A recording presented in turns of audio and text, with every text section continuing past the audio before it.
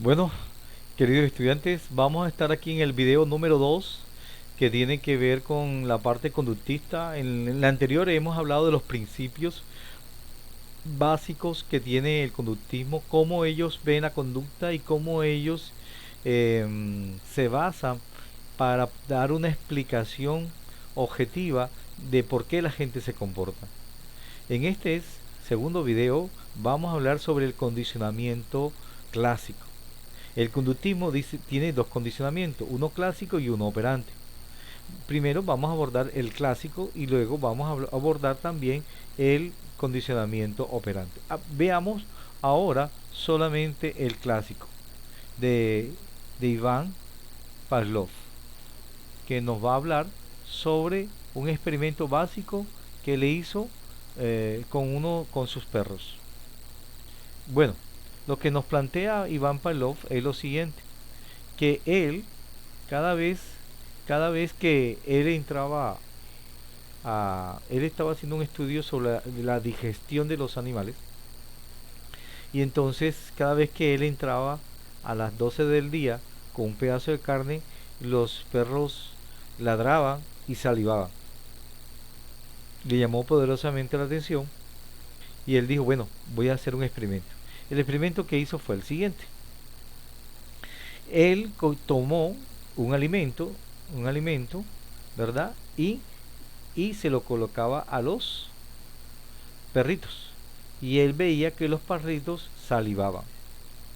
Luego, pero hizo una asociación entre la comida, que es un estímulo incondicionado, y un estímulo, una respuesta incondicionada. ¿Por qué una respuesta incondicionada? Porque la salivación se da sin mediar el pensamiento, es algo instintivo, es algo instintivo. Usted a las 2:30 de la tarde, usted no ha comido, y si alguien le dice, imagínate una pechuga así a la plancha, con unas papitas, con una gaseosa, lo más probable es que usted salive. Si este es un estímulo incondicionado, y él veía que había una respuesta incondicionada porque no está mediada por el pensamiento, sino que es instintiva, es decir, se da por sí, es autónoma. Aquí se da por el sistema parasimpático. Luego, entonces, un estímulo neutral, una campana, trin, trin. Entonces, él veía, entonces, ¿qué hizo él? Él unió la comida con la campana, un estímulo incondicionado con un estímulo neutral. Cada vez que le iba a dar la comida, él sonaba la campana. Cada vez que le iba a dar la comida, se le sonaba la campana.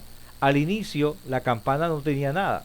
La persona, si le hacía así a la campana a un perro, el perro se quedaba quieto, no sentía nada.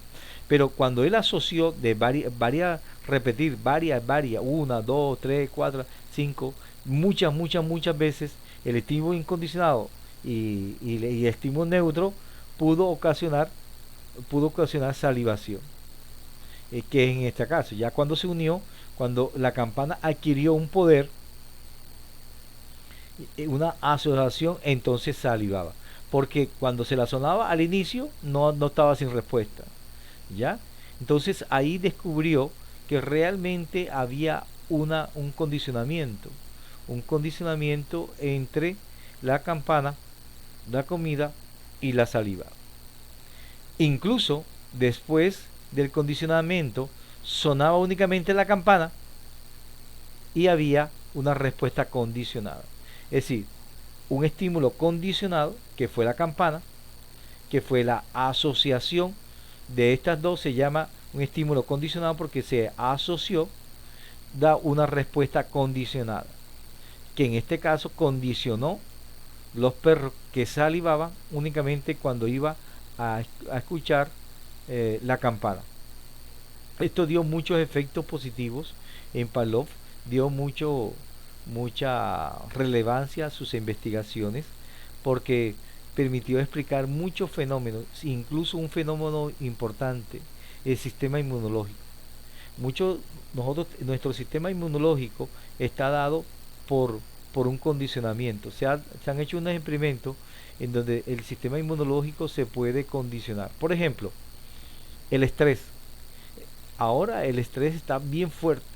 porque nos, se siente la gente con sensación de muerte por el virus. Pero el sistema inmunológico, como está condicionado, el estrés hace que ese sistema inmunológico baje. Por eso se recomienda a las personas que tengan miedo, más no pánico. Porque el miedo te permite lavar las manos, el miedo te permite hacer muchas cosas, pero ya cuando se desarrolla pánico, ya es diferente.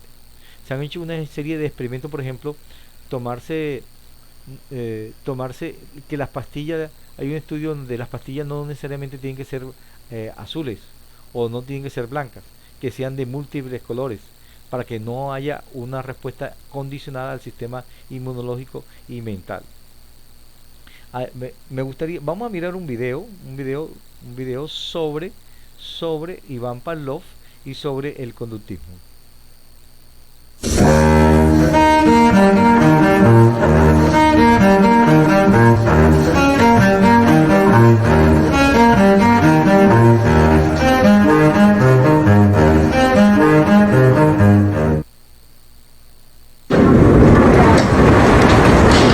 ¿Por qué la gente se comporta de la forma como lo hace? Probablemente fue primero una pregunta práctica. ¿Cómo podría una persona anticipar y por tanto, prepararse para lo que otra persona iba a hacer? Luego se tornaría práctica en otro sentido. ¿Cómo se podría inducir a una persona a comportarse de una cierta manera? Eventualmente se convirtió en el problema de entender y explicar el comportamiento. Siempre se la podría reducir a una pregunta acerca de las causas. El conductismo se originó con la obra del psicólogo americano John B. Watson. Él afirmaba que la psicología no estaba interesada con la mente o con la conciencia humana. En lugar de ello, estaría interesada solamente en nuestra conducta. De esta manera los hombres podrían ser estudiados objetivamente como las ratas y los monos. La obra de Watson se basaba en los experimentos de Iván Pavlov, quien había estudiado las respuestas de los animales al condicionamiento. Hoy el conductismo es asociado con el nombre de B.F. Skinner, quien edificó su reputación al comprobar las teorías de Watson en el laboratorio. Los conductistas, o psicólogos que estudian estos fenómenos, han elaborado teorías estímulo-respuesta, que explican el aprendizaje humano o la ausencia de aprendizaje en función de las reacciones o respuestas de una persona a los estímulos. Creen que el desarrollo de respuestas a estímulos se efectúa mediante dos procesos: el condicionamiento clásico y el condicionamiento operante.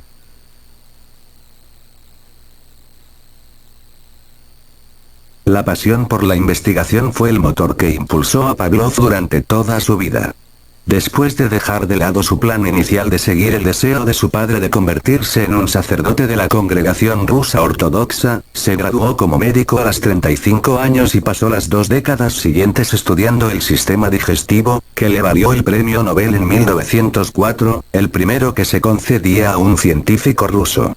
Pero sus originales experimentos sobre el aprendizaje, a los cuales dedicó los últimos 30 años de su vida, fueron los que le otorgaron a este incansable científico un lugar en la historia.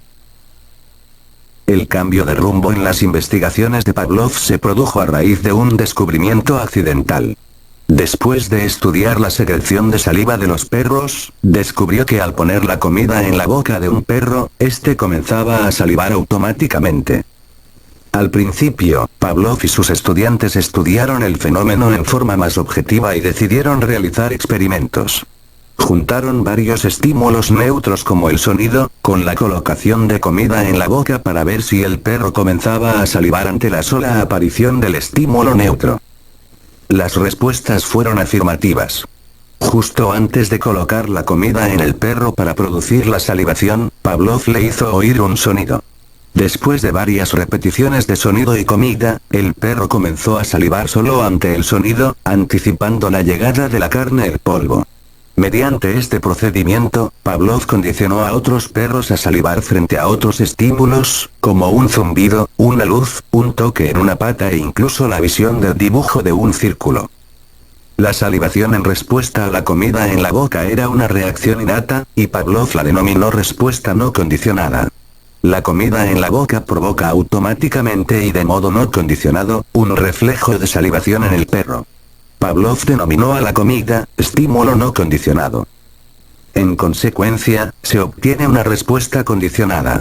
Ese estímulo neutro después de la salivación se denomina estímulo condicionado. La constancia de este fenómeno nos trae consigo la adquisición, la cual puede traducirse como la adaptación a un diverso número de estímulos. Los principios de condicionamiento clásico se aplican a la salud y al bienestar de las personas. Los ex-consumidores de crack y cocaína suelen volver a sentir la necesidad de drogarse cuando encuentran elementos asociados a las sensaciones que les producía. Los especialistas en adicciones aconsejan que se alejen de todo aquello relacionado con la euforia que les provocó el consumo.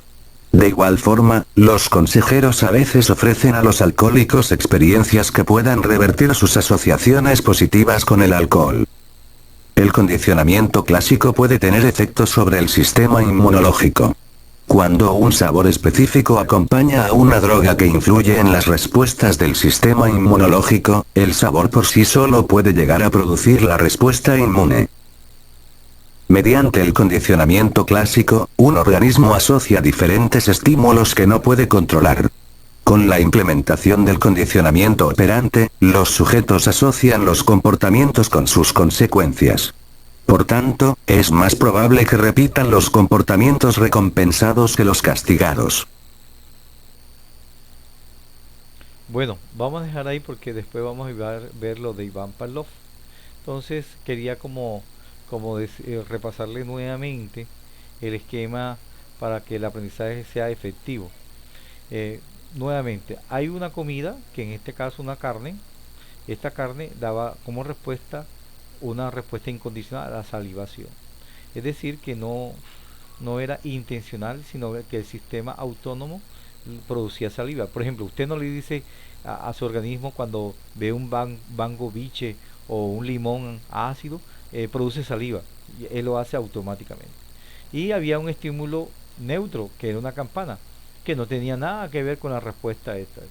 Tanto es así, como yo le explicaba anteriormente, le tocaban la campana y la respuesta, el perro ni por ahí prestaba atención. Pero cuando lo asoció, cada vez que le traía la comida, la asociaba con la campana una y otra vez, entonces daba una respuesta incondicionada igual que la primera.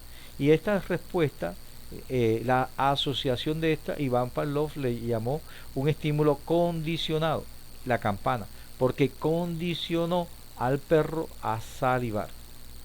Miren que las implicaciones en la vida práctica de Pavlov es importante. Por ejemplo, los adictos, cuando usted escucha una canción que dijera de su de una novia que lo dejó, una novia que usted fue tormentoso, y escucha la canción, lo más probable es que se ponga triste, porque hay un condicionamiento de esa canción a una respuesta que ustedes tienen. Los drogadictos se les dice que no estén cerca a ambientes que le propicien el hecho de generar la conducta de ir nuevamente a la droga, sino que se aparte absolutamente todo eso. Por eso se desarrolla el periodo de abstinencia. Bien, pero casi como se adquiere la conducta, también Pavlov hizo que esa conducta también desapareciera. Es decir, así como apareció la conducta, entonces él rompió ese vínculo que aquí teníamos de la campana y la comida, lo rompió, y por lo tanto ya los perros dejaban de salivar. ¿Por qué? Porque le daba la comida sin la campana, le daba la comida sin la campana, y desaparece, se desvanece totalmente la conducta. Por lo tanto, la depreciación de una conducta condicionada, cuando un estímulo condicionado se presenta repetidamente, si que se acompaña el estímulo incondicionado, ese fenómeno se denomina extinción. Es decir, que el vínculo de campana comida lo dejó de hacer, y por lo tanto se dejó de la extinción. Se extinguió realmente la conducta. ¿Ya? El clásico ejemplo también del sistema parasimpático y de Iván Pavlov es que si usted ve en un centro comercial a su novia que la quiso mucho y todo eso, y no ha pasado 6 meses y ustedes cortaron la relación, cuando usted la ve por la espalda o la ve diagonal, comienza a tener comienza a tener taquicardia, comienza a tener náusea, temblor, maripositas en el estómago. Ay, estoy enamorado. No, eso no es ningún enamoramiento. Eso es el condicionamiento clásico de Pavlov.